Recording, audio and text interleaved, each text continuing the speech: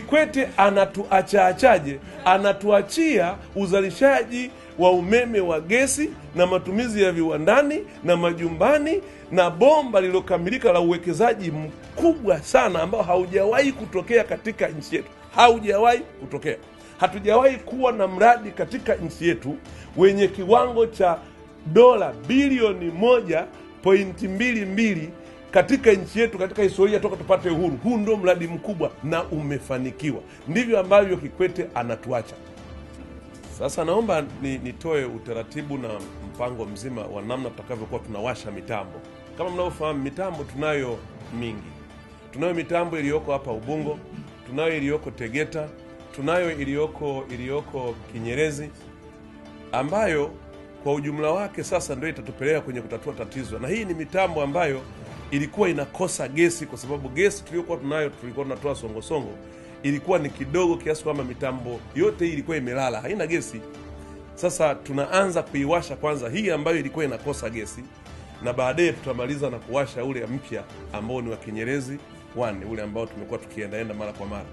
Kwa hiyo ninataka wananchi na taifa kwa ujumla na hata dunia itambue kwamba Watanzania leo tunatamka mafanikio makubwa yaliyopatikana katika sekta yetu ya gesi, katika kuhakikisha kwamba tunaondokana na shida ya umeme kwa kama suluhu ya kudumu. Sasa mchakato ambao tunausema sasa, ambao tulisema tutaanza kuanzia wiki ya pili au ya tatu ya mwezi wa 9, na ni kweli ahadi yangu ile imetimia, na napenda nimshukuru Mungu sana na niwashukuru wa Tanzania kwa kuwa wavumilivu katika kipindi chote hiki ambako tumekuwa na shida. Kwa hiyo sasa hivi utaratibu utakuwa kama ifuatavyo. Jana tarehe 17 tumewasha megawati 90 ambazo tumewasha kutoka kwenye mitambo ya TANESCO ambaye ni megawati 70. Mitambo hiyo ni ya TANESCO. Lakini tumewasha na mitambo ya Symbion megawati 20. Kwa hiyo tumefanya kuwa na megawati 90 ambazo zimeingia kwenye gridi jana. Hiyo ndio awamu ya kwanza. Lakini tarehe 21 tena ya mwezi huu tutawasha mtambo tena wa Symbion wa megawati 20. Mfahamu kwamba Symbion, mitambo hii ya Symbion ilikuwa iko hapa, na pamoja na kwamba mikataba ilikuwa imekwisha, lakini sisi sasa hivi tunatafuta mahala kokote ambako tunaweza kupeleka gesi kuzalisha umeme. Hatuwezi kuiacha mitambo hii ikawa ipo tu imekaa na wakati tunaweza kuitumia. Sisi nataka tuzalishe, na sasa hivi tunakaribisha wawekezaji wengine kuja nchini kwa ajili ya kuzalisha umeme. Kwa hiyo tunaanza na hizo fursa zilizopo kuona kwamba tunaendelea nazo namna gani. Kwa hiyo megawati 20 tutaziingiza tena tarehe 21 ya mwezi huu kutoka kwenye mitambo hiyo, lakini tarehe 30 ya mwezi huu tutawasha mtambo tena wa megawati 40 wa Symbion. Lakini pia tarehe 10 ya mwezi wa 10 tutawasha mtambo wa megawati 75 wa Kinyerezi 1. Tutaanza na 75. Tutawasha pale megawati 75. Tarehe 18 ya mwezi wa 10 tutawasha mtambo wa Ubungo hii ambao uko kwenye marekebisho kidogo, ambao wenyewe utawasha megawati 35. Tarehe 18 utakuwa tayari umesharekebishwa. Sasa hivi kuna watu wanashughulikia, wataalamu kutoka nje wanashughulikia, na baada ya hapo tutawasha hizo megawati 35. Na tarehe 20 ya mwezi wa 10 tutawasha mtambo wa Kinyerezi, ile Kinyerezi ya kule tena, ile megawati 75. Mkumbuke tunawasha tarehe Kinyerezi kule tutawasha megawati 75 tarehe 10, na tarehe 20 ndio tutawasha tena 75 na kufanya 150 tuko tumeisema. Kwa nini tunawasha kwa hatua? Na jumla ya hizi megawati zote ni 335. Sasa tunaziwasha kwa hatua kwa sababu kule kwenye vile visima kule lazima tuwe tuna drain gesi kidogo huku tunafanya assessment ya namna gesi inavyotoka. Vinginevyo ukifyonza kwa nguvu ile gesi inaweza ikasababisha vile visima vikapata matatizo. Kwa hiyo unafyonza halafu unasikilizia. Ni kama unapokuwa na kisima kipya cha maji. Uweze siku ya kwanza tu ukapampu pale masaa yote. Ukipampa masaa yote kinaweza ule udongo ukafanya nini? Ukafumuka, au lile bomba likapata shida kwa sababu umefyonza bila kufanya assessment. Kwa hiyo kuna control mechanism ambazo zinasaidia tunafanya readings, tunafanya assessment na kuruhusu kiasi cha gesi kiendelee. baadaye tena tunaongeza tena, baadaye tena tunaongeza tena, ndivyo tunavyokwenda. Lakini pia tunataka kuwa na uhakika wa mitambo yetu hiyo ya kusafisha, lakini pia na bomba lenyewe. Huwezi kwa mara moja ukapeleka kwenye pressure kubwa ya baa nyingi wakati uko kwenye majaribio. Lazima twende hatua kwa hatua, lakini mafanikio makubwa ambayo kama taifa tunajivunia ni yale yaliyopatikana jana baada ya kupitisha gesi sasa ya baa 20 milioni 20. Yeah. Maana jana tumepitisha futi za ujazo milioni 20. Futi za ujazo milioni 20 kwa siku. Na uwezo wa bomba letu ni futi za ujazo milioni 784 kama tutaendelea kuzalisha gesi na nyingine na ile ya kina kirefu. Lakini kwa jana tumeingiza kwenye bomba futi za ujazo milioni 20. Hizi ndio zinazotuzalishia megawati ngapi? 90. Tutaongeza tena futi za ujazo 20. Hapo tutaisikilizia, zitatuongezea tena megawati zingine ngapi? 90. Hadi Disemba tunataka tuingize futi za ujazo 130 milioni. Hizi zitatuzalishia umeme kiasi cha megawati 335. Upungufu wetu wa umeme kutokana na vyanzo vya maji kukorofisha ulikuwa ni megawati 300 wakati wa mchana na megawati 220 wakati wa usiku. Kwa hiyo tukiwa mpaka Disemba tuna 335, maana yake tumezidi lile lengo. Kwa hiyo hatutakuwa na mgao tena. Hatutakuwa na mgao tena kwa sababu tuna uhakika. Lakini zaidi ya hapo tumeokoa fedha nyingi sana.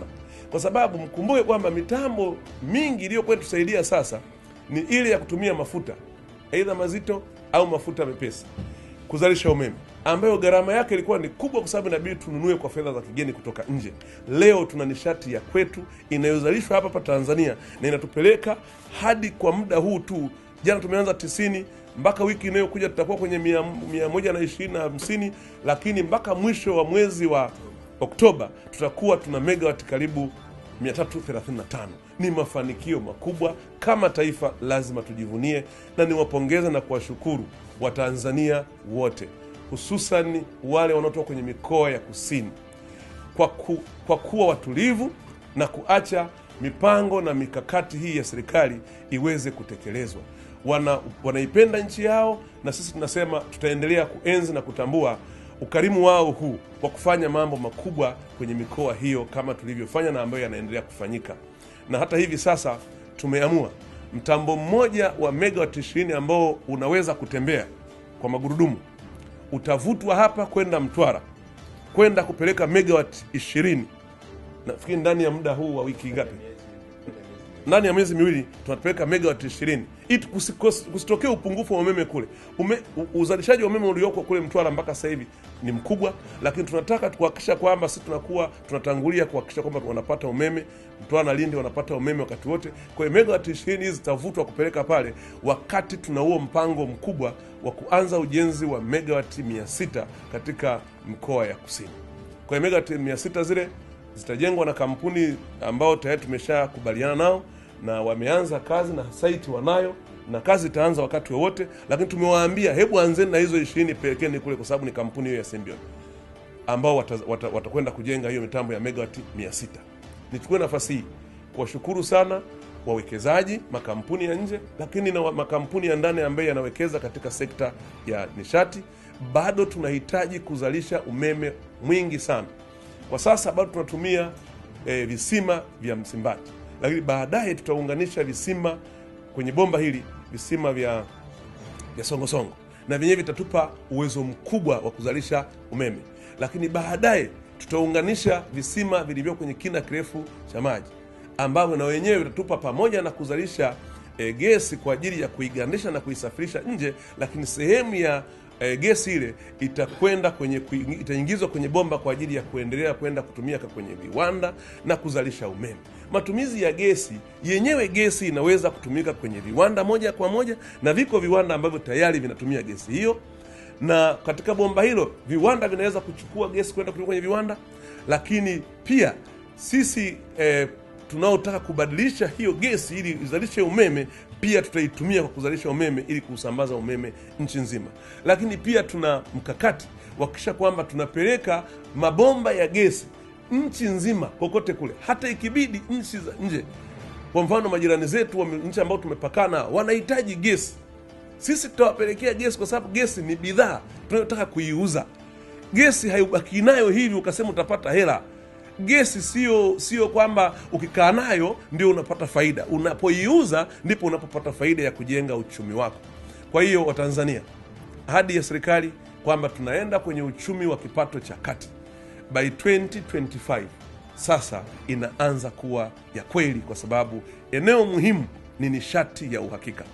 Hivi ninavyosema, South Africa wana shida ya mgao wa umeme, Msumbiji wana shida ya mgao wa umeme, Zambia wana shida ya mgao wa umeme, Uganda wana shida ya mgao wa umeme, Ghana wana shida ya mgao wa umeme. Sisi Tanzania katika wakati wa kiangazi tunaanza kuingiza uzalishaji wa umeme wa uhakika wa gesi, ambao baada ya muda sasa, tukishamaliza uingizaji wa umeme huu, tutawaomba wenzetu wa EWURA sasa kwa kushirikiana na TPDC na TANESCO sasa wakae chini wakokotoe, tuone sasa tunapata unafuu kiasi gani, ili sasa na taarifa sasa za kuuza umeme zishuke, ili Watanzania wapate umeme wa bei nafuu.